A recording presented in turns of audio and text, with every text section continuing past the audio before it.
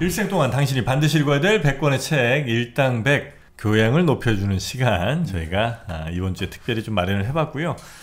이 두 번째 시간에도 이어서 시오노 나나미 그리고 요네하나 마리 또 움베르토 에코 등의 작가가 이야기하는 교양에 대한 아주 소소한 이야기들 여러분과 나누고 있습니다. 교양이 조금 더 많아지면 다른 사람들과 뭐 대화하는 것도 뭐 행복한 일이긴 하겠습니다만 스스로도 꼭 대화하지 않더라도 아주 좋을 때가 많습니다. 어떤 게 좋아요? 어떤 새롭게 알게 된 썸띵이 있을 수 있잖아요. 근데 뭐 제가 그렇게 다 뭐 교양이 많다는 건 아니지만 새로운 뭔가가 생길 때 요거에 대한 다른 제 내부의 뭐 교양들이 좀 있을 거 아니에요. 그거로 새롭게 생긴 나의 지식을 막 재구성을 하는 거죠. 그렇죠. 예. 제가 정프로님이 너무 아는 게 많고 기억력도 좋고 그래서 한번 물어본 적이 있거든요. 근데 저는 왜 쌓이지 않을까 고민해 본 적이 있어요. 왜 이렇게 많은 걸 듣는데 새어나갈까. 근데 방금 정프로님이 말씀하신 것처럼 커다란 마음에 어떤 기둥 3개가 있는 거야. 근데 지식의 축이라고 할까요? 만약에? 그러면 그 커다랗고 무너지지 않는 큰 축으로 계속 지식이 붙는 거예요. 근데 저는 그런 게 너무 약하니까 다 새어나가는 거죠. 안 붙고. 그래서 나도 좀 그런 게 있었으면 좋겠다 하고 요즘에 약간 그래서 책을 볼 때도 필사도 좀 해보고 외우고 싶은 거 있으면 그런데 이거에 대해서는 조금 요만큼 알 것 같아요. 내가 새로운 지식이 내 기둥에 붙는 게 그게 느낌이 되게 좋구나. 그렇습니까? 네, 요즘엔 조금 느끼고 있어요. 네. 아유 다행입니다. 진짜 다행이죠.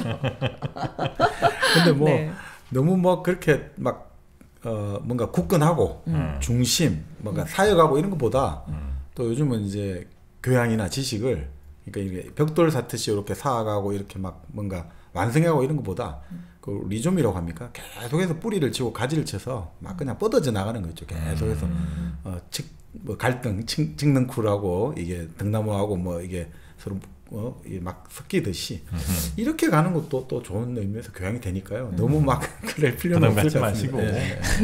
댓글에 아무것도 모르는 이지손 좀 빼래 맨날. 그런 또 댓글이 있었습니까? 네. 그런 것도 가볍게 또 넘어가 주셔야지. 알겠습니다. 자, 그러면 어떤 분의 또 교양을 한번 볼까요? 여기 좀 재밌는 주제가 있어가지고 자, 비슷한 것들끼리 개성은 어떻게 나오는가? 비슷한 것들끼리. 개성? 그러니까 다 비슷한데 개성이 어떻게 나오냐 이거죠. 이건 이제 일본 이야기인데 1990년대 요네하라 마리가 러시아에 가서 인터뷰를 했단 말이죠. 방송국 사람들하고 가서 10명에게 질문하니까 10가지 대답이 돌아오더래요. 다 각양각색이더라는 거죠. 그러니까 그 같이 갔던 방송 관계자가 깜짝 놀란 거죠.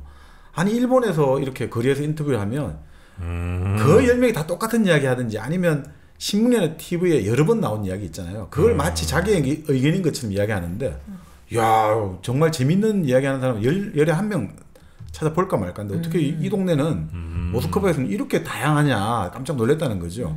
그래서 미국 같은 경우도 뭐 매스컴에 많이 이제 이 사람들도 요즘 좀 모르겠습니다만 흔들린다 해도 3명 중에 1명은 자기 견해를 말하는데 일본 같은 경우는 너무나 이제 다 똑같다 이런 이야기를 많이 하지 않습니까? 자, 그래서 이제 그 자기들끼리 그런 이야기를 했다는 거죠. 아무래도 일본 사람은 남하고 다른 거를 극도로 싫어한다. 우리가 모리알이라고 하지 않습니까? 다 똑같아야 되고 또 눈에 띄는 것도 싫어하고 모난 돌이 정 맞는다. 남을 따라하면 무난하다. 사실 뭐 그 일본 같은 경우도 그랬다는 거예요. 일본에 그 유명한 영화배우 있지 않습니까?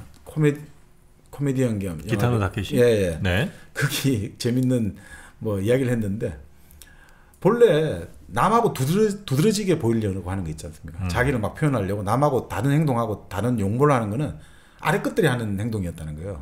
일본에서.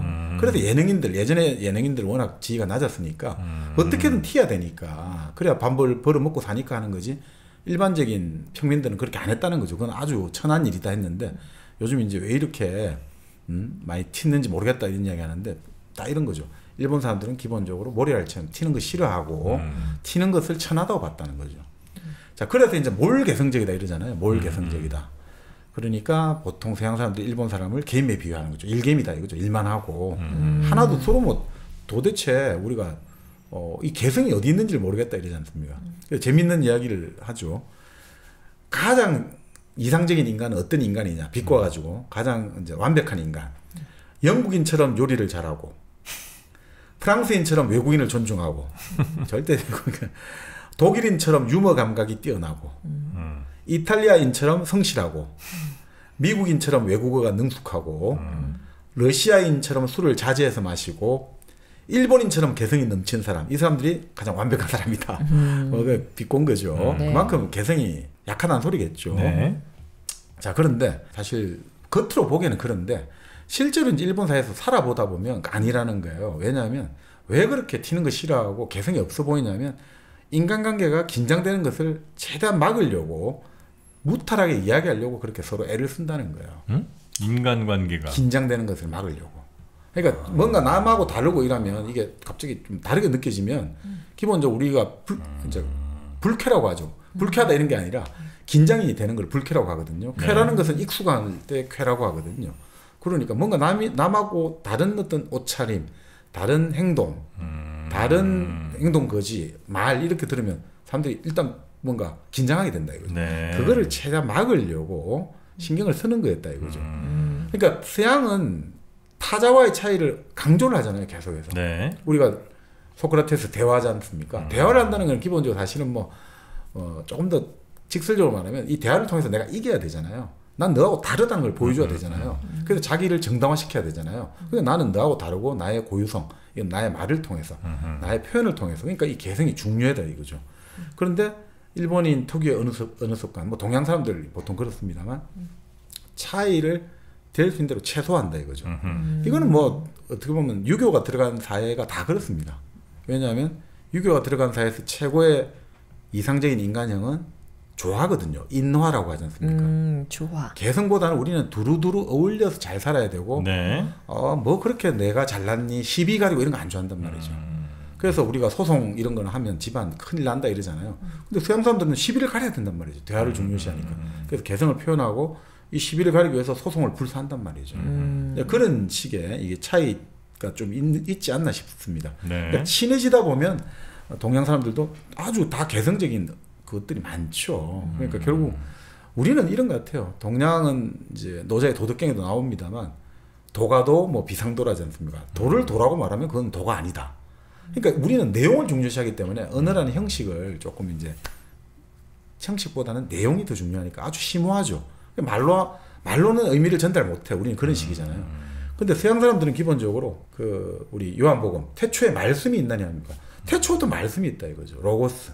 그러니까 기본 이 사람들은 이 언어의 형식이라고 할까 아주 그 철학의 어떤 이런 말들이 우리가 지금 번역되어서 너무 난삽하고 어려운데 그 오히려 영어로 읽어보면 쉽단 말이죠.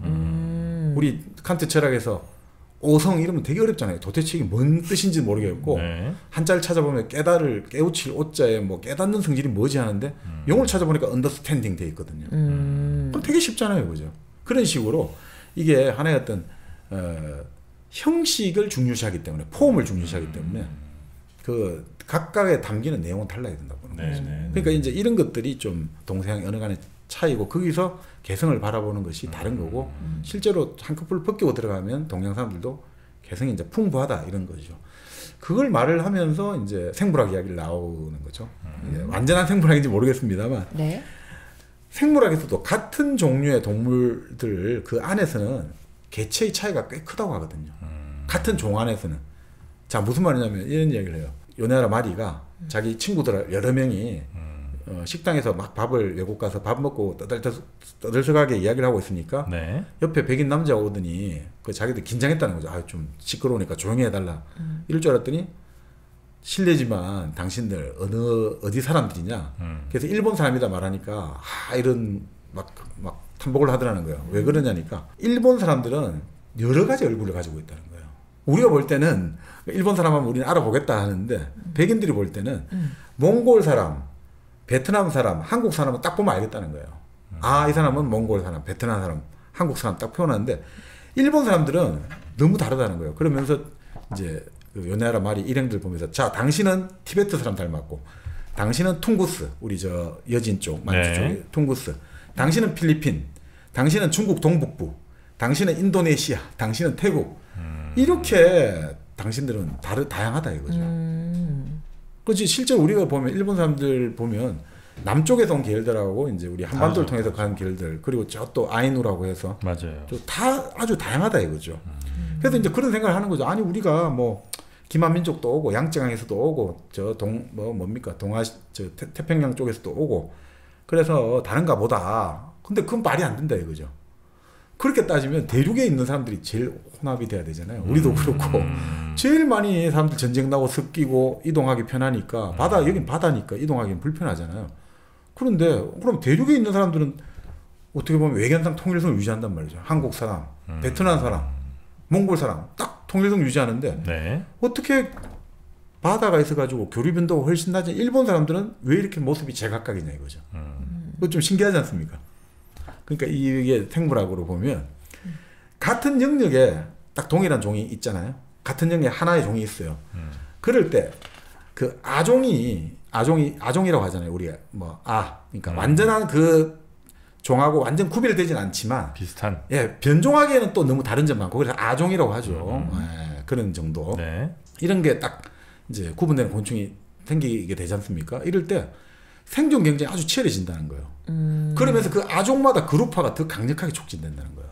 자, 일본이라는 나라에 그러면 저 전쟁도 적고 이래가지고 예를 들어가지고 고립된 지역에 하나의 어떻게 보면 뭐 크게 봤자 뭐 혈통이 몇 개 안 될 거 아닙니까? 대륙 쪽에 오고 바다 쪽에 오고 한다 하더라도 자 그런데 거기서 비슷하게 크게 보면 한 종인데 거기서 이제 아종들은 좀 있을 거 아닙니까? 그죠? 그 아종들이 딱 생겨나면 오히려 정말 생존 경쟁이 장난 아니게 치열해져 가지고 자기들끼리 더 이제 오히려 다른 점이 더 촉진된다는 거예요. 그래요. 예, 그러니까 무슨 말이냐면 이게 일란성 상둥에 관한 학자들의 연구하고 비슷하다는 거예요.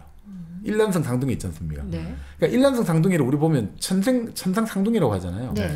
자, 어릴 때 헤어져 가지고 뭐 진짜 몇십 년 만에 만났다 이거죠. 30, 40년 뒤에 만났는데 똑같아. 얼굴도 똑같고 그 취향도 똑같고 뭐 그런 거 많잖아요. 자기가 뭐 예를 들어 두 명 다 여성이라면 남편도 생긴 모양도 비슷하고 어떻게 이렇게 정말 성격과 외모가 놀랄 정도 똑같냐 취향도 이러는데 심지어 애 이름도 똑같이 짓는 집들도 그러니까. 있다고요. 네. 근데 재밌는 게요. 이 일란성 상둥이가 같은 집에서 자라요. 동일한 환경에서 자라고 성장하잖아요. 오히려 달라지는 거야. 완전히 달라진다는 거예요. 성격, 외모 다 차이 난다는 거예요. 그러니까 이런 거하고 비슷한 거랑 같다는 거죠. 신기하네. 그럴 수 있겠네요. 왜냐면 이제 어쨌든 그들 나름대로는 하여튼 얘와 나는 똑같은 DNA를 갖고 태어났는데 하여튼 얘랑은 어떻게든 달라야 나의 존재, 나의 존엄 같은 것도 생길 수 있고 경쟁력이 생기는 거니까 어떻게든 얘랑 하여튼 달라지려는 수많은 노력들을 나도 알게 모르게 하게 되는 거고 오히려 아주 멀리 떨어져서 자라게 되면 그냥 원래 태어난 대로 그냥 큰 문제 없이 자라다 보니까 오히려 여기가 또 똑같아지는 경우도 생기는 그럴 수 있겠네요 진짜. 그러니까 이게 그 동일한 종에 속하지만 그 동일한 종 내 아종들과에는 차이점이 더 강조된다는 거죠. 그러니까 정말 같은 종이지만 이거 정말 같은 종 맞아 할 정도로 외관이 달라져 버린다는 거죠. 그러니까 일본 사람들이 이렇게 태국 사람 닮았고 뭐 베트남 사람 닮았고 다 이게 막 온갖 다른 이유가 같은 영역에 있으니까 더 오히려 차이가 부각된 방향으로 진화가 된 거 아닌가. 뭐 그럴 수도 있고 아니면 일본이 진짜 근데 위아래로 혹은 좌우로 되게 긴 나라잖아요. 네, 길죠. 진짜 길어. 네. 생각보다 굉장히 큰 나라예요. 네. 영토로 보면. 그래서 저 북쪽 끝에, 북동쪽 끝에랑 남서쪽 끝에랑은 정말 거리도 너무 멀고 교류하기도 힘들 것 같은데 제가 볼 때는 서로 이제 섬들이 서로 다르니까. 그래서 저 동남아 쪽에서 온 그분들하고 저 뭐 북동쪽에 사시는 이분들하고는 그래서 우리의 예를 들면 서울 사람과 부산 사람의 차이보다는 훨씬 더 그렇죠. 클 맞습니다. 수도 있겠다는 생각이 천연적으로 클 수도 있겠다는 생각을 좀 하기도 합니다. 그리고 이제 근데 이제 이런 건 있었거든요. 사실은 일본에 있어가지고 뭐라고 할까 북쪽 있지 않습니까? 저 흔히 말하는 우리 북해도 네. 그쪽은 홋카이도 같은 경우는 실제로 이제 일본 역사에 본격적으로 들어온 건 19세기 그렇죠. 넘어갔거든요. 네. 오키나와도 마찬가지였고 네. 무력으로 어떻든 이렇게 간 거였고 실제로 그게 이제 개척된 것도 사실은 이제 규슈랄까 요 혼슈의 남부 쪽에서 천천히 이제 뭐라고 할까 동진하고 북진한 거거든요. 그러니까 이제 사실 주주는 요거였으니까 그게 이제 간 정도 아닌가 싶기도 하고. 네. 근데 의견들은 되게 또 비슷해요. 생각들은 아니 무슨 이야기를 들었냐면 예전에 미국에서 그런 이제 라디오에서 그런 행사를 했다는 거예요. 어떤 행사를 했냐면 그러니까 예를 들어 1960년 그때 케네디가 1962년이잖아요. 1962년에 그 암살당했지 않습니까? 자 그때 케네디가 암살당한 바로 그때 그 시각. 당신은 어떤 생각이 들었나? 당신은 그때 무엇을 하고 있었나? 그 소식을 듣고 어떤 생각이 들었나? 이거를 미국 전역에 이제 사람들에게 엽서를 받았단 말이죠. 네. 그러면 저 알래스카 있는 사람, 플로리다 있는 사람, 텍사스 있는 사람, LA 있는 사람, 워싱턴, 뉴욕 이 사람들이 사연이 올 거 아닙니까? 정말 다르다는 거예요. 정말 이게 막 내용과 형식과 그 생각들 정말 각양각색이고 참 미국이라는 사회의 다양성을 알 수 있을 만큼 의견이 다양하구나 했는데 일본도 비슷한 걸 흉내내가 한번 해봤다는 거죠. 뭘 이래 이런 일이 있을 때 당신은 그때 어떤 생각을 했냐. 네. 딱 했는데 더 이상 행사를 할 수가 없을 때요. 다 똑같아? 다 똑같다는 거예요. 그러니까 예를 들어 내용은 다르겠죠. 이제 구체적인. 근데 결론이 다 똑같다는 거예요. 거의. 그러니까 이게 내가 지금 이걸 느꼈을 때 이건 뭐 딱 했을 때 처한 상황은 달랐는데 그 상황에 대해서 어떤 뉴스를 듣고 그 상황에 적용하고 이렇게 나오는 건 다 똑같다는 거예요. 그래서 참 동질적이다. 그러니까 미국이라는 데가 왜 다양하다는 걸 알겠고 일본이라는 데는 왜 동질적인지를 알겠다는 거죠. 근데 우리 같은 경우도 이제 저 예전에 이제 그 라디오 여성 시대랄까 그리고 뭐 그 TV 같은데 지금은 어떤지 모르겠습니다만 가요 무대 있는데 사연도 받고 이랬지 않습니까? 그 사연을 보면 다 똑같아요. 제가 초등학교 때 본 사연하고 대학교 때 40대까지 한 본 것 같은데 사연들이 다 똑같아요 사실은. 그만 약간 요거 뭐라고 할까 사람하고 지역하고 뭐 요것만 다르다 뿐이지 요것만 바뀌면 다 똑같아요 어디든요. 그래요? 다 어머니 보고 싶고 뭐 아버지 그때 제대로 살아간다는 말은 또 죄송하고 아니 너무 다 똑같은 거예요. 그래서 이건 또 뭘까 생각은 좀 들었죠. 미국은 아무래도 이주를 많이 하고 다양한 인종도 있고 문화도 다르고 그러니까 그런 거 아니에요?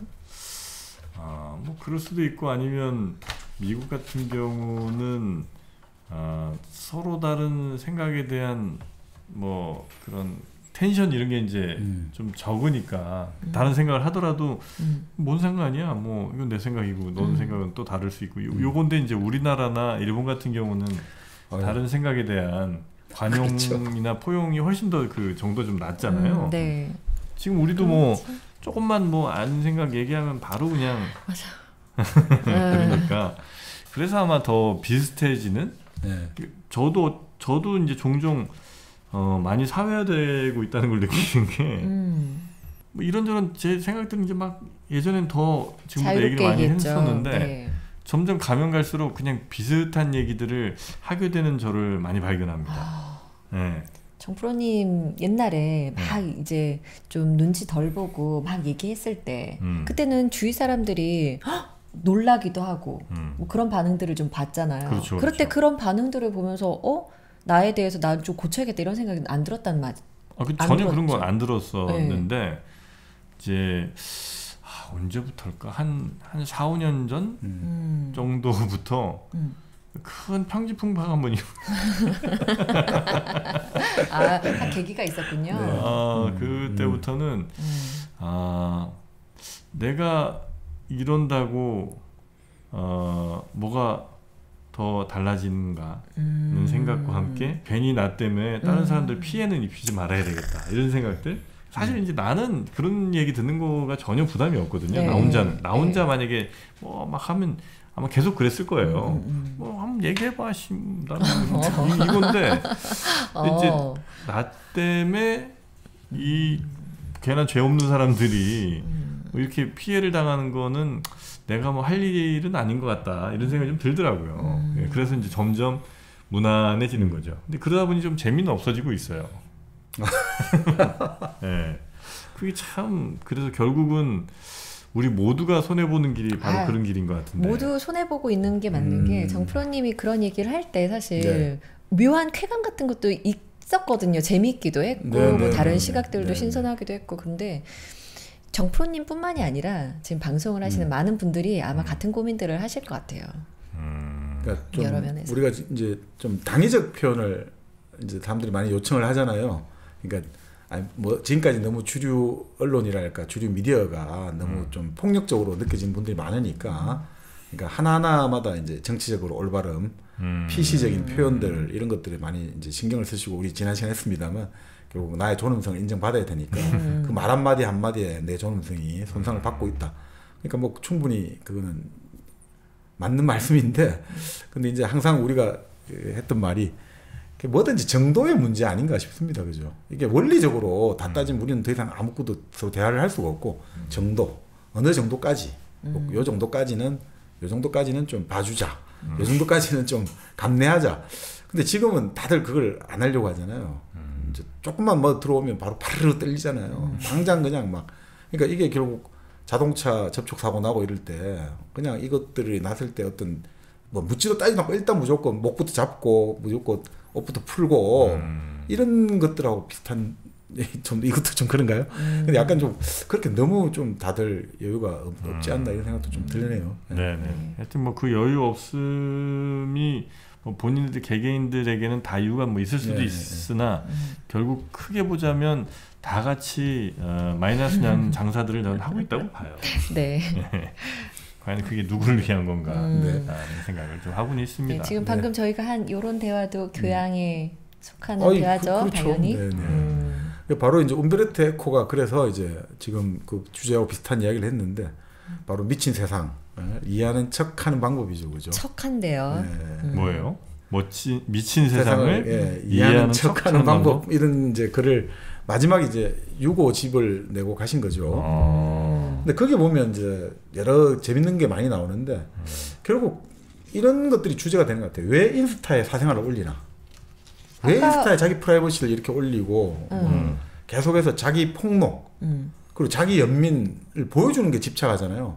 사실 내가 이렇게 뭐 큰 병을 앓았어. 사실 내가 집안이 완전히 망했어. 사실 내가 배신당했어. 이런 것들 계속해서 요즘 많이 하는 사람이 많잖아요. 네. 근데 예전에는 그런 것들은 오히려 좀 감추고 오히려 좀 그런 것들은 숨기려고 했는데 오히려 왜 이렇게 지금 이런 데 집착하냐 이거죠. 근데 그것이 이제 결국 에코에 따르면 좀 재밌게 이제 이건 뭐 아주 학문적으로 들어간 게 아니라 교양으로 나오는 거죠. 그러니까 사람들이 왜 TV나 인기 검색어식으로 나오려고 뭐든지 한다 이거죠. 예를 들어 가지고 그 범죄를 저지른 사람도 TV 나오고 뭐 하려고 나오고 TV에 나온다든지 매스컴을 타려고 난리를 치고 또 범죄에 희생된 이제 그 사람을 둔 이탈리아의 경우입니다. 어떤 그 자기 가족 여동생이 살해됐는데 그 오빠가 연예 기획사 대표를 찾아가 가지고 나 좀 텔레비전 나오게 해달라. 그리고 내 아내가 바람났어요. 나 사실 발기부전이에요. 나 사실 사기꾼이에요. 이런 거를 그렇게 말하는 사람이 많다는 거죠. 연쇄 살인범도 마찬가지로 마지막에는 내가 유명해지는 게 범죄의 동기였다. 자, 이런 그러니까 에코에 따른 미친 짓이 어디서 비롯되는가 이거죠. 그래서 그게 인간이 더 이상 신을 믿지 않아서 그렇다. 이렇게 봐요. 그러니까 옛날 사람들은 무엇을 하든 무엇을 생각하든 항상 자기를 지켜보고 자기 모든 행동과 생각을 읽고 나를 이해해주고 또 필요할 때 벌까지 내려주는 존재가 있다라고 확신하잖아요. 꼭 그게 뭐 기독교 신이 아니더라도 하늘이 지켜본다. 하늘 무서운 줄 알아야지 우리가 생각하는 그런 것들. 그러니까 이건 어떻습니까? 과연 이 사람이 그렇게 그런 존재가 하나 있으면 내가 진짜 아주 그 사회에서 아주 쓸모없는 존재로 낙인 찍히고 또 아무리 참 무용한 존재라고 너는 인마 나쁜 놈이야 라고 하더라도 그러니까 죽어가지고 몇 분 뒤면 모든 사람들이 다 잊어버린단 말이죠. 그런 가련한 존재라도 적어도 하나는 나를 알아줄 거다라고 확신을 가지고 살았다는 거죠. 10만은 알아줄 거야.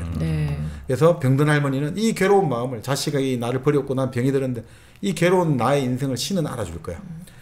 유죄 판결을 부당하게 받았다. 신은 내가 무지하다는 걸 알아주실 거야. 어머니는 배은망덕한 아들에게 내가 얼마나 널 위해 고생했는지 신은 알 거야. 애인에게 버림받은 또 사람은 내가 얼마나 너를 사랑하는지 신은 알 거야. 이렇게 이제 갔단 말이죠. 그렇게. 자, 그렇게 신이라는 게 어떻든 간에 인간들이 정말 힘들고 아무 의미 없다고 느낄 때 신이 소환되면서 모든 것을 어떻든 꿰뚫어 보고 있다 이거죠. 내 정인이 되어주니까 사람은 자기 삶의 마지막 의미를 부여할 수 있는 한 존재가 있었는데 이 신이 이제 죽어버렸다 이거죠. 네. 신이 사라졌단 말이죠. 그럼 뭐가 남냐 이거죠.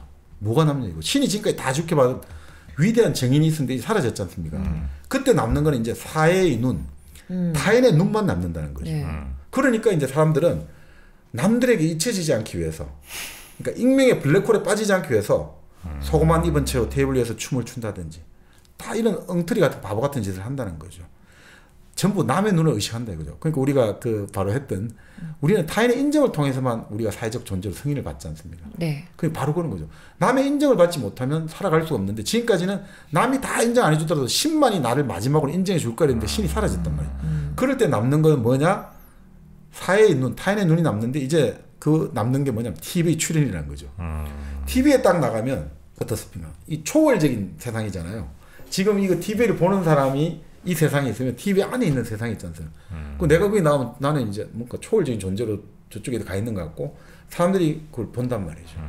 그러니까 이 사람들이 나를 다 보고 있고 이게 결국 뭐냐 남들이 나를 보기 때문에 내 존재의 알아주는 뭔가가 이 TV 출연이라는 것들이 나의 존재를 인정해주는 하나의 어떤 신을 대신하는 이제 그 기구가 되었다는 거죠.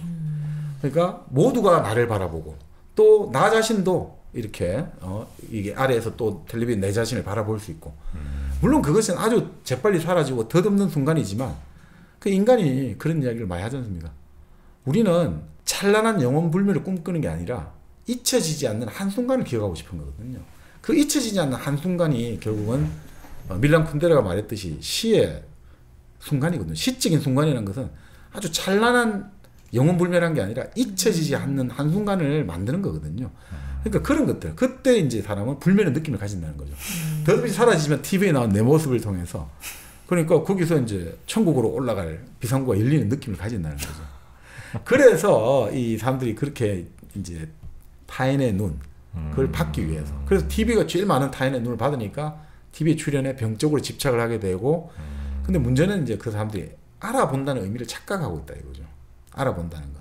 우리가 보통 지금 신이 나를 알아본다는 것은 우리의 내에 갖고 있는 정말 남들이 인정 안 해주지만 나의 좋은 점들, 나가 이룩해 놓은 성취, 내가 남들을 위해서 했던 여러 가지 미덕들 이런 걸 알아주기를 원하는데 사실 남들이 보는 것은 그냥 단순히 네 얼굴을 봤다 이거밖에 안 되는 에도 불구하고 근데도 계속해서 사람들은 그 착각을 하면서도 계속해서 이제 이렇게 튀어나가고 있고 이게 이제 자연스럽게 결국 사생활의 상실하고 연결되는 거죠. 바로 이런 것들 때문에 이 사생활의 상실하고 이제 같이 맥을 닿아가지고 어떻게 보면 우리가 근대 사회라는 거는 프라이버시가 가장 중요하지 않습니까? 네. 그러니까 빅브라더 세계에서 살고 싶지 않으니까 정말 우리는 사생활은 절대 이거는 아무도 이거 나의 이것을 함부로 열어보지 못해 있는데 그리고 사실 그런 거죠. 왜 그러냐면 남들의 구슬수에 오르면 이게 내 존재 위험하거든요. 남들이 그죠?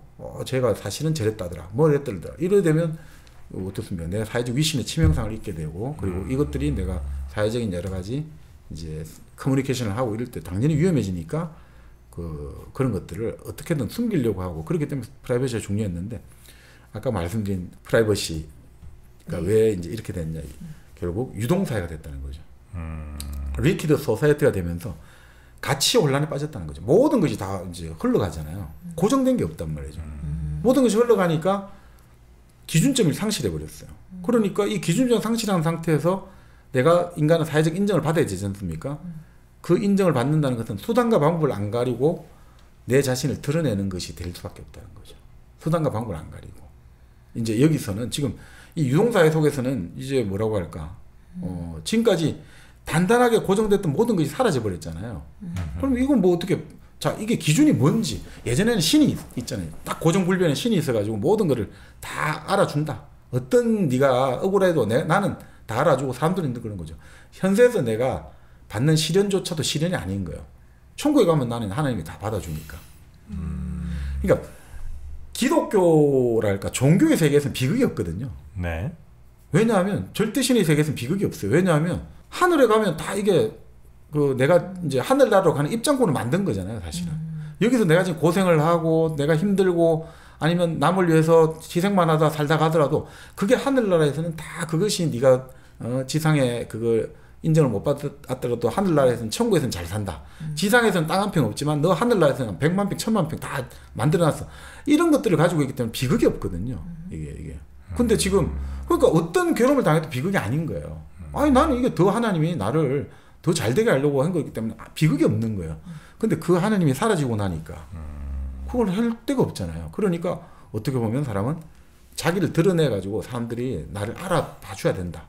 라고 생각하는 것 속에서 이제 결국 이 사생활에 이제 극단적인 포기까지 온 거 아닌가 이거죠. 네네. 그러니까 뭐 이런 거죠. 예전에는 부모나 친구에게 자기를 숨기려 했던 여성들도 요즘에 에스코트 걸 해가지고 그런 명칭으로 텔레비전 나가갖고 막 그런 이야기 한다 이거죠. 내가 어떤 남자 손님을 하고 받아보니까 이런 특징을 하고 이런 이야기를 이제 아무런 이제 서스럼 없이 이야기하고 부부들도 자기 가정 불화 뭐 이런 이야기를 예전 같으면 남들 이목에 오르내릴까봐 말을 못하는 막 한단 말이죠. 관객들이 박수갈채를 보낸단 말이죠. 바람을 피운 이야기도 하고 배신당한 이야기도 하고 막 그런 이야기. 또 버스나 기차에서 막 그런 거 있지 않습니까? 핸드폰 통화를 하면서 막 자기 집안 이야기 온갖 미주알 고지알 다 하지 않습니까? 심지어는 막 보험 자기 정보도 이야기하잖아요. 내 계좌번호가 몇 번에 몇 번이고 주민등록번호 몇 번 그 다 옆에서 듣고 적으면 그 큰 그 신상 정보 날아가는 건데 그런 이야기도 하고. 그러니까 왜 그러냐? 모두에게 무시당하는 잊혀진 사람이 되기보다는 세상 사람들이 모두 알아봐주는 범죄자가 되는 게 낫다는 걸 본다는 거죠. 이 신의 어찌 보면 이제 가장 큰 특징 중에 하나가 전지전능 아니에요, 그죠? 네. 네. 전지전능에 그러니까 나에 대해서 모든 걸 알고 있는 신, 모든 걸 할 수 있는 신. 근데 어찌 보면 지금의 그 SNS나 이런 유튜브 같은 게 나에 대해서 모든 걸 아는 신처럼 되는 거고 또 한편에선 돈이 모든 걸 할 수 있는 신이 되는 거죠. 아, 그렇죠. 두 신이 그러니까 어찌 보면 이제 두 신이 합쳐지기도 하고 맞아, 그래서 뭐 맞아. 유튜브로 돈 많이 버는 애들도 있고 그러니 이 신에 나는 매우 신 앞에서 예전에 사람들이 바짝 엎드리고 신의 말이면 무엇이든 따랐던 것처럼 지금도 어쩌면 약간 뭐 그 상징적으로 나타내는 장면 같은 것들 중에 하나가 무슨 아프리카 같은데 이런 채널 같은 데서 별풍선 뭐 500개 막 이상한 짓 시키고 막 이러잖아요. 네. 그러니까 마치 옛날에 신이 죽으라면 죽는 신형까지 했던 것처럼 네. 그런 짓들을 지금 이제 하고 있는 게 아닌가. 지금 아주 그 딱 적확하게 지적해 주신 것 같은데요. 네. 실제로 그 막 풍선을 쏴주고 하는 것들이 왜 그렇게 열광하고 집착하느냐 그 비슷한 이야기를 그렇게 하시거든요. 네. 그 조물주 되는 느낌을 가지는 거예요. 사실은 내가 너에게 은총을 하사하는 느낌, 돈이라는 형태로. 그러니까 이게 내가 신이 되는 느낌 가지고 이 전능감이 근데 이 전능감이 자꾸 또 현실로 돌아오면 또 불쾌하거든요.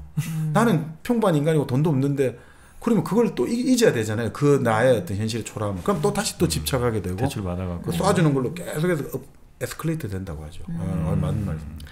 야, 그렇구나. 관심은 돈이 되니까. 네. 야, 돈이 신이지. 그러니까 이게 결국은 우리 사회를 이 유동사회에서 이제 고백 사회로 끌고 간다는 거죠. 다 고백하잖아요. 나는 내 성취향은 이렇고 내 계좌에는 얼마가 있고 내 집은 몇 평이고 나는 많아요. 어디 가서 밥을 뭘 먹었고 어디 가서 무슨 뭐 어디 가서 놀러를 갔고 아니 이런 예전 지금 가장 최고급 정보들 프라이버시 정보들 다 고백하는 거예요, 다들. 그래서 막 남자친구와의 갈등 혹은 뭐 요즘에 진짜 무슨 보면 막 남자친구랑 어떤 자세로 해봤네 뭐 이런 것까지 막 얘기하는 분들이 있어요.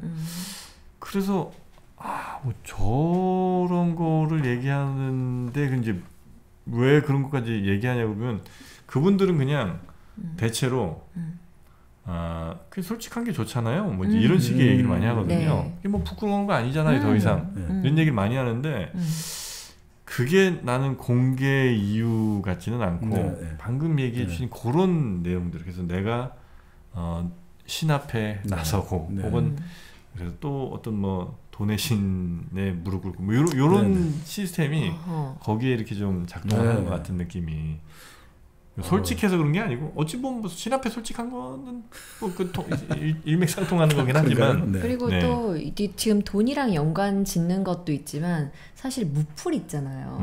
내가 수위를 낮춰서 얘기를 했을 때 사람들이 반응이 없어. 그러면 나는 관심 받고 네. 인정받아야 네. 되니까 더 센 맞아, 얘기를 맞아. 하게 되는 거예요. 네. 그게 마치 신한테 인정받는 거랑 비슷한 거예요. 그러니까 사실은 이렇게도 봅니다. 이런 식의 SNS에 때 아닌 고백을 넘치냐, 간정을 왜 이렇게 하느냐 하는데, 그러니까 어떤 분들은 그런 이야기도 하는 거죠. 유럽 기준일 수 있습니다만, 유럽에서는 예전에 종교 문화가 활성화됐잖아요. 그럴 때는 고해성사를 주기적으로 하지 않습니까? 그럼 그걸 통해서 해소를 한단 말이죠. 근데 지금 그게 안 돼요. 이제 종교 문화가 쇠퇴해갖고. 또 하나가 예전에는, 뭐 귀족사의 전통이긴 합니다만, 결혼할 때 자기 종 비슷하게 하녀, 자기 말동무할 친구를 데리고 가잖아요. 옛날 우리나라도 그랬지 않습니까? 양반 때 이제 그 결혼을 할 때 딱 이제 몸종 같이 해가 데리고 오지 않습니까? 그렇게 올 때 정말 아무래도 못하는 이야기를 이 몸종과 같이 이야기를 할 수 있거든요. 사실 이렇고 저렇고 그런 식으로 해서 충분히 그런 어떤 고백이랄까 이런 것들이 나름 사회적으로 스트레스 가정적으로 해소가 된 지금 그게 안 되니까 SNS로 이렇게 다 하는 거 아닌가. 결국 이게 국가의 위기에 맞닿아 있는 거죠. 결국 지금 국가가 우리가 이제 신자유주의가 나오고 포스트 모던 나오고 하면서 하나의 단일한 질서, 뭔가 단일한 체제 이런 걸 떠나서 초국가적 이런 것들이 횡행하다 보니까 국가가 있을 때는 어떻든 우리 시대의 문제를 우리가 다 같이 해결할 수 있다 이런 뭔가 믿음을 주는데 지금 그게 잘 안 된단 말이죠. 물론 반작용으로 다시 국가 지금 기능이 강화되고는 있습니다만 자 그러다 보니까 이제 뭔가 단일한 뭔가 이데올로기도 묻기가 힘들어졌지 않습니까? 우리가 정체성 정치 말씀드렸습니다. 다 집단마다 다 달라요. 가장 중요한 게 우리는 성소수자가 제일 중요한 것 같지. 우리는 페미니즘이 중요한 것 같지. 우리는 환경 뭐 이런 식으로 다 달라졌단 말이죠. 그러니까 지금까지는 국가가 있고 정당이 있어가지고 우리의 어떤 욕구를 이렇게 수렴해주고 그러면서 소속감도 주고 했는데 이런 것들이 지금 전부 다 심리치료만 하지 않습니까? 다 빠지게 되고 무분별한 개인주의가 극성을 부리지 않습니까? 믿을 놈 아무도 없고 나 혼자밖에 없어. 그러니까 모두가 경쟁자 아니면 적밖에 없어요. 그러니까 이게 뭐라고 합니까? 이게 근대가 형성될 때는 기본 어느 정도 하나의 어떤 기준이 객관 기준도 있고 주관이 있어야 되는데 지금 모든 것들이 이제 근대가 만들 때 각 개인이 만들어지더라도 개인 간의 어떤 공통의 약속이 있어야 사회가 만들어지는데 그게 다 깨졌단 말이죠. 그러니까 우리가 지금 현재 법에 대한 믿음을 잃었다 이거죠. 우리도 지금 사법부 전관 예우 유죄 무죄 뭐 하지 않습니까? 이번에 무슨 사건 나는 거 봐도 막 돈만 있으면 막 그 돈을 위해서 막 모든 회사가 동원돼 갖고 다 하지 않습니까? 그런 것들. 그러다 보니까 이제 사람들은 불안하고 혼란이 생겨나니까 내가 누구인가 하니까 존재감 확보하기 위해서 결국은 정체성의 정치를 하게 되고 그것이 결국 개인의 차원에서는 남의 눈에 띄어야 된다 이거죠. 남에게 자꾸 내 자신을 그러니까 사실 하는 게 남의 눈에 띄게 하는 게 꼭 이상한 행동하는 게 아니고요. 막 그렇게 막 무슨 이상한 행동을 해갖고 막 남을 웃기고 이런 게 아니라 돈으로 이제 자신을 드러내는 거죠 사실은. 소비주의, 명품. 자 나는 이 명품 찾지 않냐. 내를 좀 보시오 이런 거죠 이거죠. 나를 드러낸다는 게 결국 이제 돈이 있어야지 나를 드러내니까 소비로 한다 이거죠. 그러니까 나는 이렇게 이걸 진짜 가지려고 하는 게 아니라 그 폭식증 환자들 있잖아요. 그냥 맛있고 이런 게 아니라 그냥 무조건 먹고 토하고 무조건 먹고 토하고 이런 식의 계속 그 충동에 사로잡혀갖고 끊임없이 소비하는 이유는 결국 내 자신을 드러내는 거. 내 좀 알아달라는 거거든요. 나 좀 봐달라. 날 보러 와요 그란 말이죠. 그러니까 끊임없이 자 오늘은 이 목걸이를 했고 내일은 다른 반지를 할 거예요. 오늘은 이 가방을 들었고 내일은 저 가방을 들 거예요. 이걸 하지 않으면 이제 아무도 안 보러 온다 이거죠. 나를 인정 안 해주니까 이렇게 가는 것이고 그것이 결국 뭐 지금 전체적으로 이제 정치 지도자도 그렇고 다 이렇게 됐다는 거죠. 그러니까 재밌는 말을 해요. 오늘날 정당이란 거는 택시하고 비슷하다는 거예요. 택시하고 비슷하대요. 무슨 말이냐면 정당이랑 택시? 정당이 택시라는 거예요. 뭐냐면 정당이 고정되고 이런 게 아니라 택시처럼 자 국민의 지도자 이런 사람들을 뭐 정당에서 키우고 이런 게 아니라 어떤 마피아 보스 같은 사람이 딱 들어온단 말이죠. 표 뭉치를 들고 택시에 올라탄단 말이죠. 그러면 이제 그 정당은 내게 되는 거고 이런 식으로 아예 돼버렸다 이거죠. 그러니까 바로 이제 소비하는 형태가 되는 거죠. 이게 정당도 같은 이제 우리가 문제를 해결하고 조직체 이런 게 아니라 이 지도자는 정치인은 그때 자기 주어진 기회에 따라 갖고 쇼핑하듯 정당을 고르고 그 옛날 같으면 아유 저 철새 정치인 파렴치하다 그런 거 없어요. 난 나 공천만 주면 갈 거야. 난 그리고 표만 당선만 되면 갈 거야. 이게 뭐 그러니까 온 사회가 다 이렇게 이제 유동화되어 버렸다는 거죠. 정당이라든지 국가는 기본적으로 어느 정도 하나의 고정되는 게 있어야 되지 않습니까? 우리 이념과 정책이 있고 다 지금 형용화되어 버렸다는 거죠. 그것을 이제 유동 사회가 되고 이렇게 불안정하게 되고 그때 이때 아니면 기회가 없다 생각하니까 무조건 그냥 택시 잡아가지고 서로 이제 흥정해가 표 있으면 타고 표 없으면 내리고 이렇게 이제 돼버렸다는 거죠. 그러니까 결국 이게 뭐냐? 국가를 통해서건 혁명을 통해서건 신을 통해서건 위로부터의 구원에 대한 믿음이 사라져 버리니까 그게 이제 사라지니까 이렇게 되었고 그러면 남는 것은 이제 이 분노를 동반한 항의가 분노와 항의밖에 안 남는다 이거죠. 그러면서 남는 게 이제 바로 음모론이 나오는 거죠. 그러니까 이 움베르토 에코가 음모론에 대해서 아주 잘 글을 썼거든요. 아, 그래요? 네, 이게 아주 교양적으로 한번 우리가 보시면. 음모론 뭐래요, 진짜 이거? 그러니까 이렇게 보는 네. 거죠. 9.11 테러부터 설명을 합니다. 네. 자, 9.11 테러는 유태인의 계획이다 이런 말 많았지 않습니까? 유대인들이. 네. 자, 그런데 뭐 그날 그 상동의 빌딩 근무하던 유대인들은 모두 출근 안 했다. 뭐 이런 이야기 많이 들었지 않습니까? 그래서 이게 뭐 이슬람 근본주의나 네오나치들 이런 웹사이트에서 그런 이야기가 많이 떠돌았는데 그 사망자, 실종자 집계를 해보니까 유대인들도 400명 이상 죽었어요. 그러니까 전혀 이게 말이 안 되는 거죠. 네. 그래서 또 나온 거는 부시 대통령의 음모론. 아프간 이라크 침공 명분을 만들려고 일부러 테러를 했다. 또 이제 또 다른 음모론은 미국 첩보기관들이 테러를 기획했다 이거죠. 무슨 말이냐면 뭐 부시처럼 이렇게 첩보기관들이 위상 돈을 더 많이 여러 가지 영향력 가지려고 이걸 만들었다라는 설도 있고 또 하나는 알면서 내버려뒀다. 그 예전에 루스벨트 대통령이 일본의 진주만 그 기습을 알면서도 일부러 내버려뒀다. 전쟁 이제 참전 여론을 유도하려고. 그러니까 아프간 이라크 공격하려고 일부러 알면서 내버려뒀다. 뭐 이런 식의 막 그게 많지 않습니까? 네. 자, 움베르토 에코는 이렇게 설명합니다. 세계는 과연 어떤 모습일까? 자기는 세계는 우연으로 생성됐다고 본다 이거죠. 세계가? 네, 우연이다 이거죠. 그리고 지금까지 트로이 전쟁부터 지금까지 인류를 괴롭혀온 대부분의 사건은 우연이 아니면 터무니없는 바보 같은 짓거리들이 동시적으로 조합됐다가 막 터진 거다 이거죠. 물론 사람들은 맨날 음모를 꾸미고 하죠. 하지만 그 음모는 어차피 나중에 다 이제 현실로 드러난다는 거죠. 그래서 자기는 항상 해이주의적 시각을 가지고 있고 항상 신중해야 되니까 음모론을 의심하는데 생각을 해보자 이거죠. 하나의 음모론이라 하더라도 음모론을 완성하려면 진짜 머리가 좋아야 된다 이거죠. 그렇지 않습니까? 그러니까 자기는 부시 대통령과 미 정부가 그렇게 머리가 좋고 전지전능한가라고 생각할 수가 없다 이거죠. 그리고 이 음모론을 반격할 때 첫 번째 제일 좋은 거는 반론할 때 침묵의 증거를 활용하자는 거예요. 침묵의 증거. 무슨 말이냐? 자, 미국인의 달 착륙 거짓말이라 하잖아요. 음모다 이런 말 하지 않습니까? 텔레비전 스튜디오에서 조작되었다. 뭐 깃발도 안 흔들리고 어쩌고 하지 않습니까? 근데 그 반박 논거로 이 사람이 쓴 거는 침묵의 증거예요. 무슨 말이냐면 당시 미국의 가장 그 적이 누구냐 이거죠. 소련이잖아요. 네. 소련 입장에서 그리고 검증할 능력이 있잖아요. 저게 진짜 달에 갔는지 안 갔는지. 그리고 만약 그것이 거짓이라고 하고 해서 소련이 그걸 폭로한다면 엄청난 이익을 얻게 되겠죠.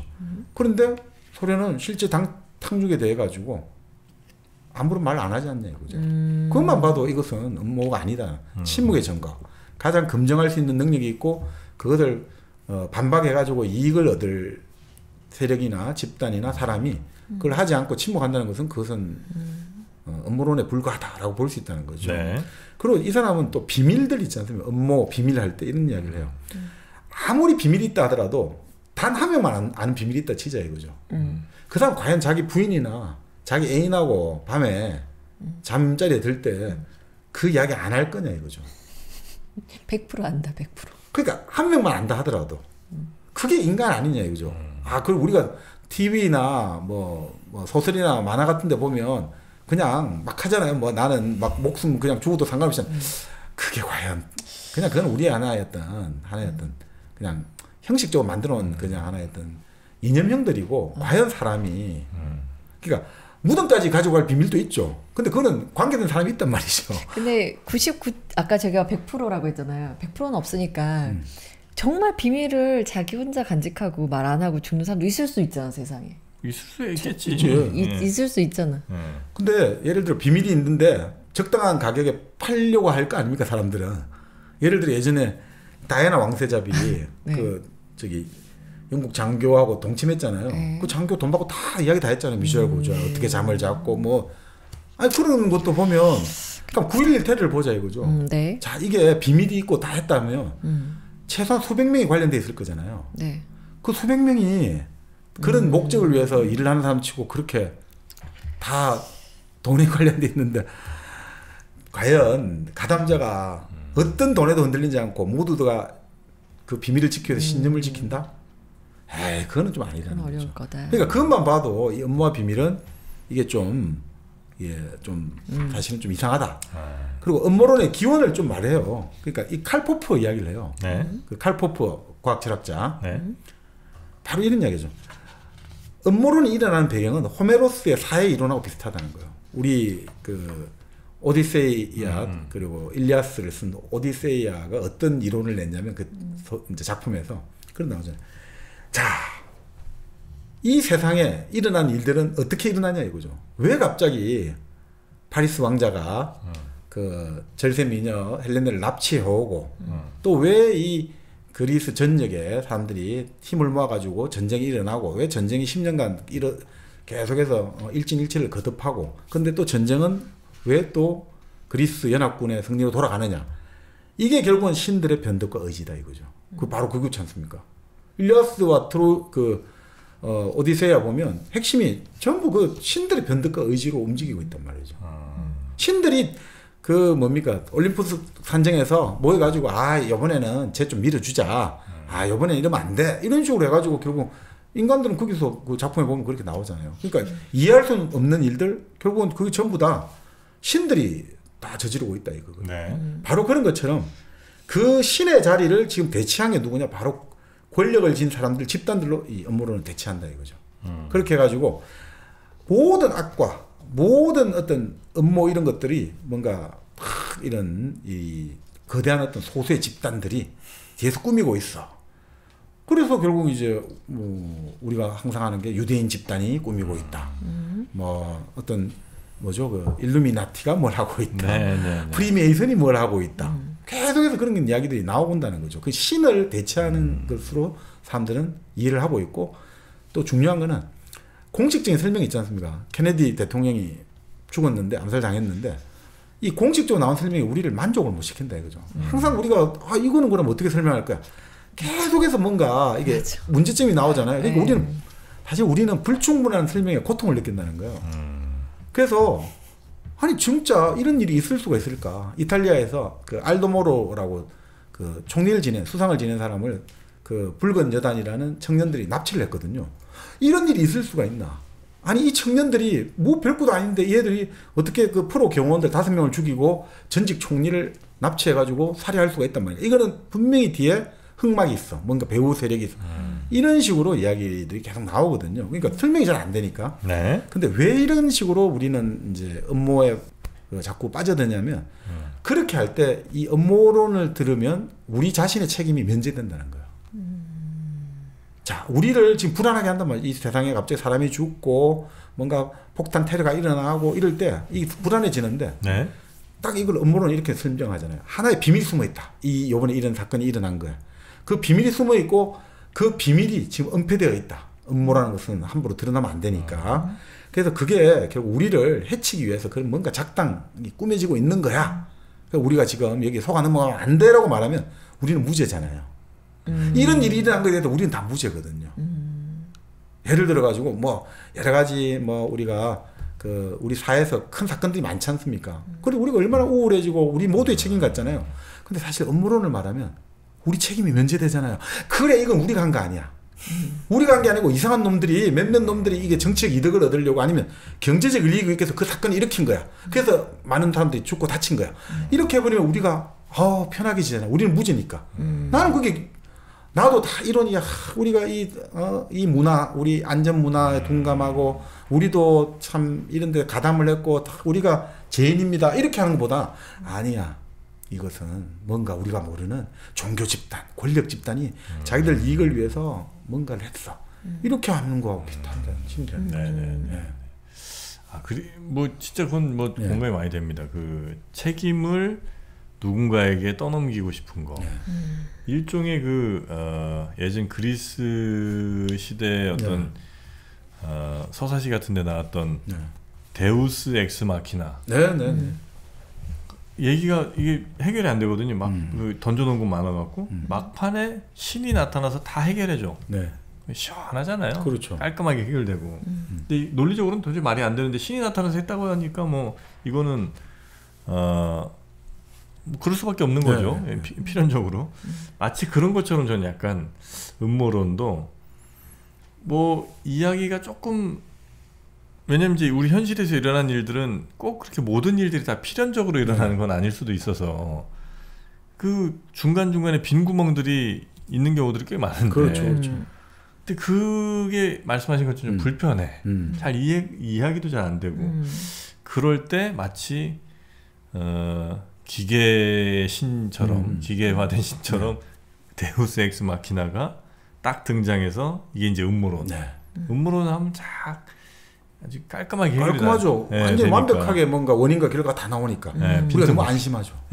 그러니까 지금도 그런 어떤 뭐 서사시 혹은 뭐 신화를 계속해서 써내려가고 있는 거 아닌가. 또 그런 거 써내면 또 써낸 사람들은 또 일종의 전능감 같은 것도 느끼고 그리고 뭐 나름의 또 이익도 이런저런 취할 수 있다 보니까. 그렇죠.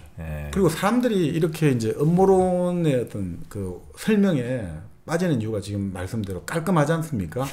그 결국은 저는 이제 오이디푸스 컴플렉스하고 관련이 있다고 생각이 들거든요. 오이디푸스요? 왜냐하면 우리가 어릴 때 기본적으로 어떤 욕망이 좌절됐잖아요. 예를 들어 오이디푸스 컴플렉스에 따르면 엄마와 자고 싶고, 그런데 그 엄마와 자다가는 아버지한테 거세당할지 모른다. 그러니까 결국은 나의 욕망을 이게 억누르고 그 아버지를 따라하는 걸로 가잖아요. 그러니까 이 아버지를 따라야 나도 아버지가 되고 싶다. 그 아버지에 대한 불안과 공포가 아버지를 선망하는 걸로 바뀌게 되지 않습니까? 그래서 결국은 결국 이유는 이렇게 바뀐다 이거죠. 결국 내가 이 욕망을 좌절당하고 이렇게 변형되는 것은 아버지가 개입해서 그렇다는 거죠. 나의 이 행동의 좌절의 근본 배후는 나의 책임이 아니라 아버지 때문이야 라고 된다 이거죠.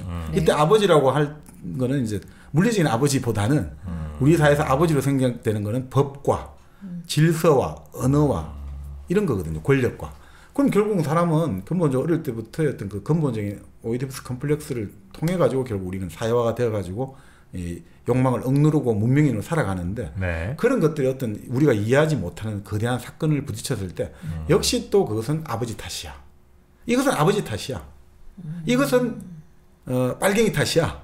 이것은 뭐 친일파 탓이야. 이것은 저 뭐 중국의 탓이야. 이것은 유대인 탓이야. 다 이렇게 계속 확장이 되거든요. 이것은 남자의 업무 탓이야. 페미니스트에게는 남자의 업무. 이것은 뭐 예를 들어 가지고 장애인 입장 이건 비장애인의 업무야. 라는 식으로 계속해서 확장될 수 있다는 거죠. 모든 것은 아버지의 탓, 기존 사회의 어떤 질서, 규칙 이런 걸로 가지 않느냐. 그런데 우리는 그게 사실은 오이디푸스 컴플렉스를 통과하면서 길들여져 있으니까 아버지의 탓으로 그리고 아버지 때문에 내가 욕망을 달성하지 실현하지 못했으니까 나의 좌절을, 내가 느끼는 불안, 이 모든 것의 배후는 누군가가 개입해서 나는 그 사람 때문에 지금 내 삶을 지금 이렇게 된 것이야. 지금 내 삶이 이렇게 된 것은 누구 때문이야. 그러니까 아버지일 수도 있고 이 사회가 될 수가 있고 이 국가가 될 수도 있고 특정 누구 때문에 개인이 될 수도 있고 특정 집단이 될 수도 있고 이념이 될 수 있고 다 될 수 있는 거죠. 그러니까 그렇기 때문에 음모론이 항상 그런 것들에 이제 취약한 사람들한테는 이 음모론이 잘 받아들여지는 거 아닌가. 그래서 음모론은 절대 없어질 수가 없다는 거죠.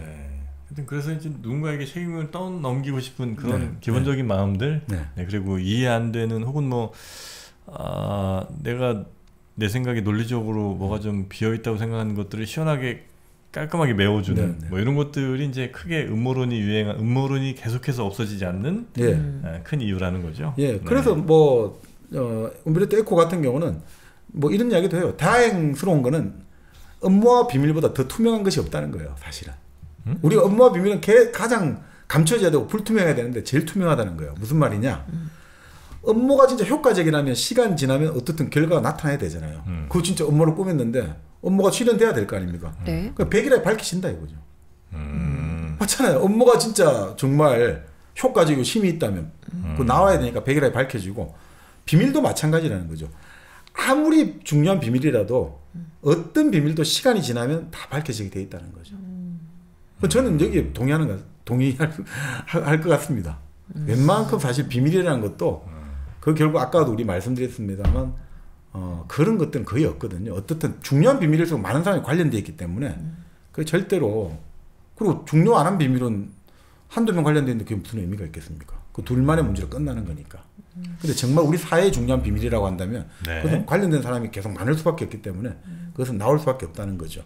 그러니까 끝까지 드러나지 않는 업무와 비밀은 어설픈 업무거나 알맹이가 없는 비밀이라는 거죠. 이 사람 말은.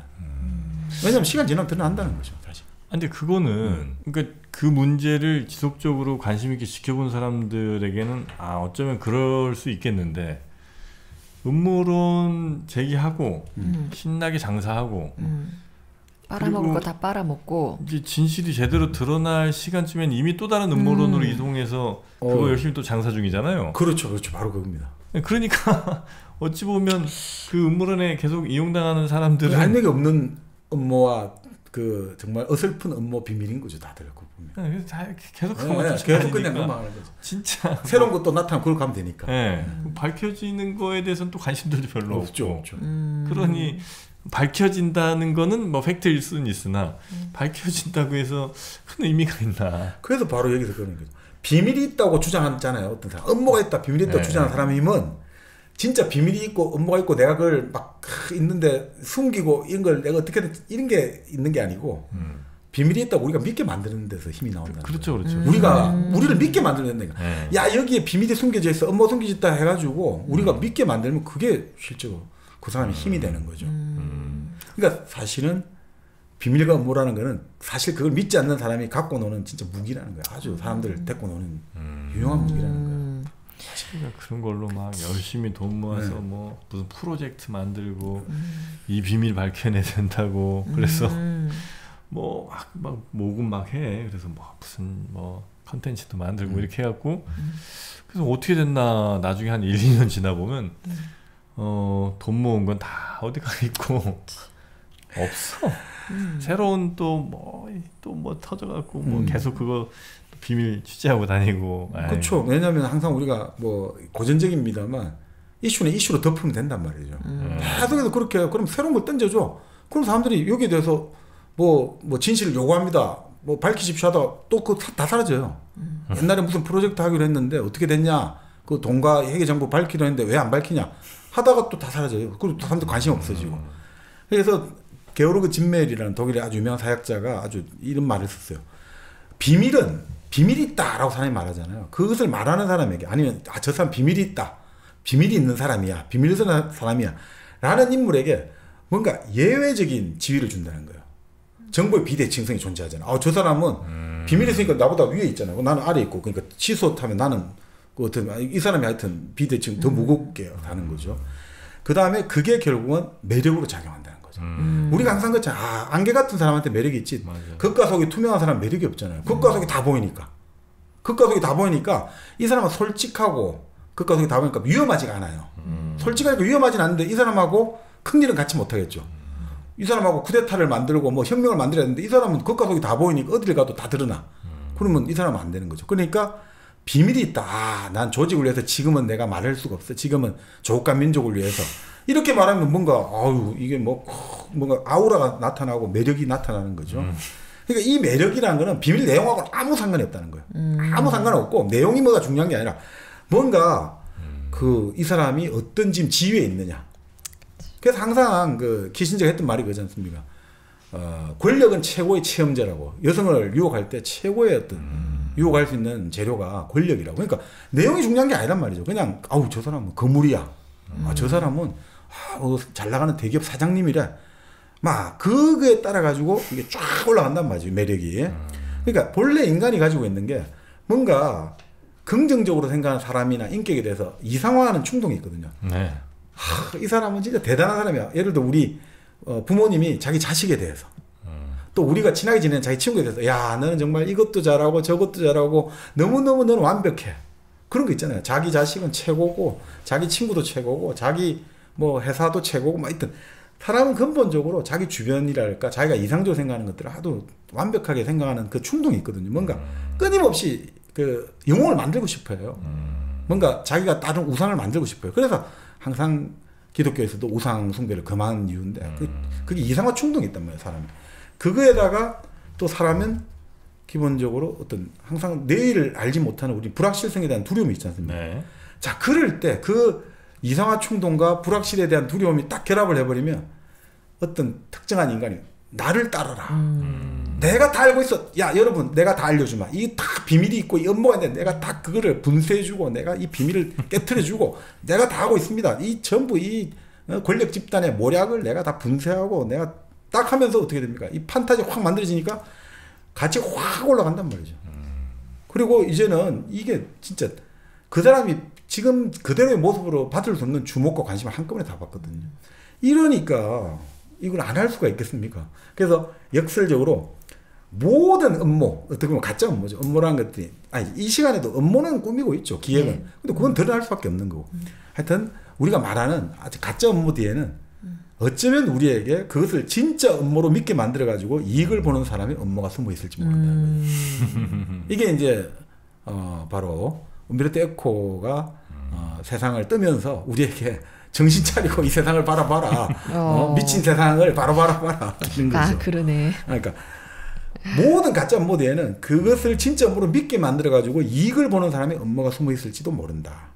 그래서 업무론 제기하는 사람들은 항상 비판적으로 관찰하죠. 업무론을 쓸데없다 이런 게 아니고 업무론 제기하는 걸 비판적으로 바라보는 거예요. 무조건 뭐 따라가고 무조건 거부하고 이런 게 아니라 비판적으로 보는 이제 관찰 훈련이 필요하다. 음모론 제기하는 사람들 중에 약간 조심해야 될 사람들은 이게 시간을 예고 내지는 하여튼 자꾸 미루는 사람들이 있어요. 네. 이게 옛날에 그 2000년쯤에 그 말세 뭐 종말론 얘기하던 사람들도 2000년 휴거도 그랬죠. 예, 휴거도 그랬죠. 2000년이 아니라 야 원래 그 음력으로 따지니까 그렇죠. 뭐 몇 달 뒤야.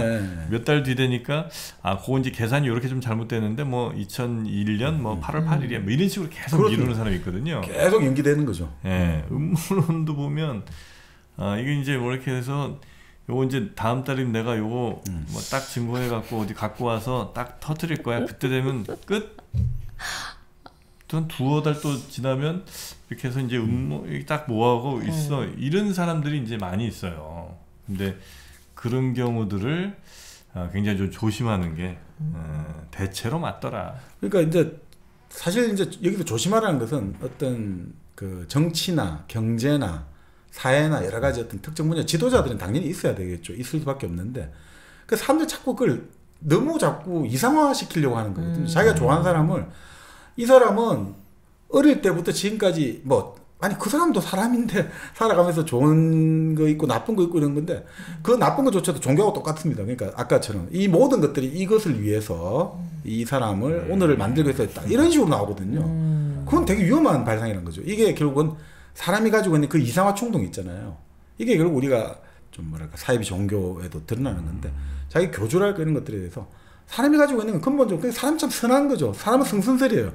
사람은 어떻든 그 주변 사람들을 자기하고 친한 사람을 좋게 보려고 하거든요. 그러니까 이 성선설이 잘못 악용되면 그 이상화 충동해가지고 이 모든 걸 내러티브를 만들어요. 서사를. 그 줄거리 이야기를 우리는 되게 조심해야 돼요. 우리는 이야기가 있잖아요. 사람을 폐쇄적으로 만듭니다. 우리가 호모픽투스라고 하는데 이야기를 되게 좋아하잖아요. 픽션. 가상의 이야기죠. 픽션. 이야기를 좋아하니까 어떻게 됩니까? 이야기 아주 우리가 원시 시대부터 살아갈 때 중요하거든요. 자, 이 이야기를 통해서 우리는 같은 집단이나 소속감을 가지고 이야기를 통해서 우리는 정보를 교환하고 딱 이야기를 통해 갖고 우리는 동질한 집단, 정체성을 만들잖아요. 그러니까 이 이야기로만 뭉쳐 있는 거예요. 그러니까 이 이야기에 반대되는 집단이나 반대되는 것들에는 엄청 적대적이 되거든요. 그러니까 이게 사실 이 픽션이 가지고 있는 게 진영 논리로 더 확증된단 말이에요. 그래서 그거를 그 이상한 충동을 좀 우리가 항상 사람이 가지고 있는 성선설적인 입각한 이상한 충동하고 그 불확실한 미래에 대한 불안감들 이런 것들 속에서 우리가 좀 제대로 보려면 그래서 어떤 분들이 하는 게 소설을 많이 읽으라는 거예요. 소설에 나타나는 인간형을 봐라요. 그죠? 인간형이 고정적인 게 아니에요. 인간은 소설에 보면 계속 변하잖아요. 변하기도 하고 거기서 어떤 입체적이거든요. 결국 우리가 현실에서 보는 인간도 그렇게 우리가 TV나 신문에서 나오는 말로만 된 인간이 아닙니다. 막상 현실에서 경험해 보면 이 사람 그 실망하고 이러지 말고 이 사람은 TV 신문에서 자기 역할, 지에 맞는 역할을 하고 있구나라고 생각하면서 그 다음 계속해서 이제 관찰하면서 가면 되는 건데 그것을 이상화시켜가지고 어떻게 그 본인의 친구도 아니고 본인의 가족도 아닌데 어린 시절부터 뭐 줄줄줄줄 외우고 이래가지고 그 사람 뭐 어떻게 합니까 우리가 그 신문에 다 해주는 말이지 신문이나 뭐 TV나 유튜브에서 하는 말 갖고 마치 그걸 자기가 옆에서 본 것처럼 들은 것처럼 그렇게 이상화시키면 이게 되게 위험해지는 것 같아요. 그리고 그 이상화시키는 과정에서 이른바 뭐 그 화자가 있고 청자가 있다고 치면 그 화자를 또 되게 잘못된 길로 인도하거나 더 왜곡시키는 게 이 청자들인 경우가 꽤 많아요. 그냥 이 사람 잘한다 이 정도가 아니고 이 사람은 막 엄청나게 지금 탄압받아서 우리가 지켜줘야 돼 이제 이런 거를 계속 청자들이 막 얘기하다 보면 화자도 나중에는 점점 본인이 그런 걸로 착각을 해요. 그렇죠. 그냥 자기가 사기치려고 한 거 이 정도가 아니고 진짜 나는 그렇게 이제 믿어버리는 거죠. 제가 그래서 그 영화 박쥐를 참 좋아합니다. 박쥐에서 어떤 장면이지? 그 송강호 씨가 이제 일종의 신부잖아요. 네. 사람들이 자꾸 자기한테 찾아서 막 성인처럼 이렇게 막 추앙하고 하니까 그때 이제 선택한 게 정말 인간으로서 가장 추악한 행동을 한 걸로 이제 자기를 드러내잖아요. 그 장면을 또 이 박찬욱 감독이 굉장히 아주 또 그렇게 더럽게 또 잘 그려냈고 그러면서 이제 그 사람들과 어느 정도 좀 헤어지지 않습니까? 그런 정도의 뭔가를 주지 않으면 정말 끝도 없이 그들은 파멸로 향해 이렇게 달려갈 수밖에 없는 그런 상황들. 그게 사람의 아들 같은 경우 보면 결국 그렇지 않습니까? 이제 그 예수가 아니라 아스페르츠라는 새로운 그 예언자를 발견해가지고 이제 새로운 이제 종교 어떤 탐색에 들어갔지 않습니까? 그 민요섭이라는 젊은 신학생이. 그래서 그 신학생을 따르는 조동팔이라는 고등학생이 같이 이제 공동체를 만들었단 말이죠. 그렇게. 그걸 만들었는데 결국 민요섭은 이게 아닌가 봐요. 이래 된 거예요. 이 길이 아닌가 봐요. 이 산이 아닌가 봐요. 해갖고 다시 이제 기독교로 돌아가려고 하니까 지금 말씀대로 조동팔이 어떻게 됩니까? 있을 수가 없는 일이다 이거죠. 너가 나를 같이 이 길로 접게 해놓고 지금 와서 그게 어떻습니까? 칼로 그냥 죽여버리지 않습니까? 그 사실은 그런 거죠. 실제로 그거는 아주 정말 그 엄청난 반발.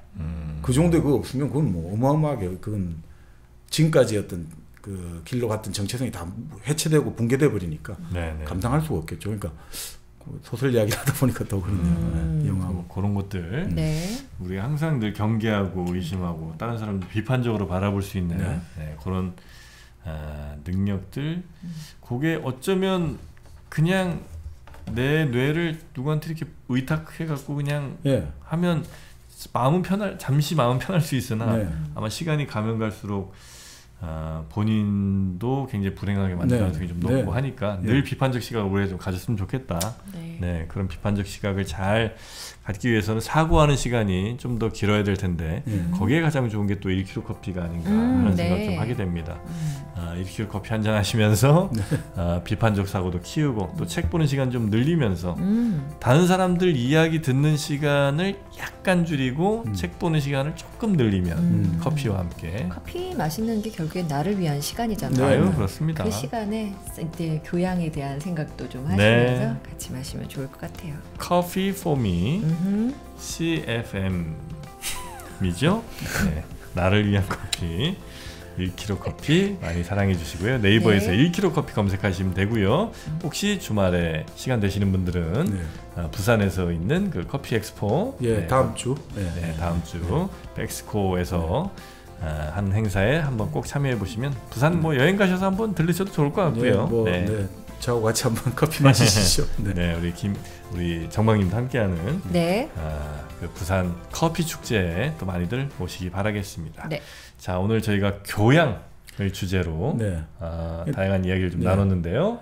그러니까 사실은 근본적으로 지금 우리 시타의 교양을 형성해야 되는 공간은 어떻게 보면 레가시 미디어일 수 있습니다만 신문, 잡지, 뭐 방송 그리고 좀 이런 것들이 돼야 되는데 뭐냐면 이런 거죠. 아니 뭐 저희들도 유튜브 하고 있으니까 유튜브가 뭐 이게 뉴미디어고 비주류 미디어 이런 게 아니고 기본적으로 유튜브를 보다 보면 그건 같은 생각을 가진 사람들이 같이 이제 그 같은 의견, 같은 생각 가진 사람들이 보통 같이 서로 모여가지고 서로 네. 가진 생각들을 더 강화시켜내는 그 매체지 않습니까? 네. 근데 신문이나 뭐 방송이 어떻게 중립적입니까? 그건 아니고 공정하고 중립적이지 않아요. 다 편파적인데 그리고 특히나 요즘 뭐 신문 방송은 정말 뭐 그 자기 회사의 어떤 상업적 이익에 더 충실한 건 분명합니다. 근데 그 예전에 그 독일의 그 해겔이 그런 이야기를 했다고 하죠. 그 아침 신문을 읽는 것 있지 않습니까? 조간 신문을 읽는 거는 부르주아지들의 아침 예배라고 했거든요. 무슨 말이냐면 예전에 중세 때는 그 교회에 가가지고 여러 가지 이야기 들으면서 정리가 되잖아요. 근데 아침에 딱 신문을 읽으면서 우리 사회의 어떤 그 뭐라고 할까 여러 가지 현안과 이런 것들에 대해서 여론이 만들어지고 또 그거에 공감하고 또 다른 면에서 반대하면서 이게 뭔가 어떤 것들이 형성이 되었다가 정리되었다가 이렇게 또 다음 단계로 넘어가고 이런 것들이 되니까 사회가 하나 만들어질 수 있는데 지금 그게 지금 다 사라져 버렸거든요. 지금 그게 없단 말이죠. 네. 그러니까 사실은 이게 뭐 아니 신문 방송이 다 불공정하고 편파인데 이게 중요한 게 아니라 아무리 불공정하고 편파적인 신문 방송이라도 반론은 하잖아요. 반론도 주고 뭐 같은 그러니까 서로 다른 의견이 오고 가는 장이 필요하거든요. 네. 그게 없으면 사회가 성립이 안 되는데 그런 의미에서 좀 신문 방송 좀 레가시 미디어라고 할까 이쪽에 대해서 조금 더 우리 사회가 좀 사회적인 합의들 이런 방송에 아니 편파적이고 이런 건 편향 다 아니까 그래도 서로 다른 의견을 좀 이제 왔다 갔다 하는 교류하는 장으로서 그렇게 해서 심판을 좀 하는 데가 있긴 있어야 되거든요. 네. 언론 사주가 심판하는 게 아니라 그 신문을 결국 서로 되는 반대 의견을 읽으면서 독자가 할 수 있는 그런 좀 매체가 필요한 거 아닌가 이런 생각이 좀 드네요. 뭐 조금 귀찮고 조금 불편하더라도 나와 다른 의견들 한 번씩 좀 접해보셔야 그래야 교양이 커뮤니케이션이 되는 거지 않습니까? 네. 그런 방법들도 한번 여러분도 고민해 보시면서 이번 주 말 또 잘 보내시고 네, 저희는 또 다음 시간에 여러분 교양에 도움될 만한 또 책들 소개해드리러 찾아뵙도록 하겠습니다. 자, 오늘 함께해 주신 여러분 대단히 감사하고요. 저희는 다음 주에 뵐게요. 고맙습니다. 감사합니다. 네.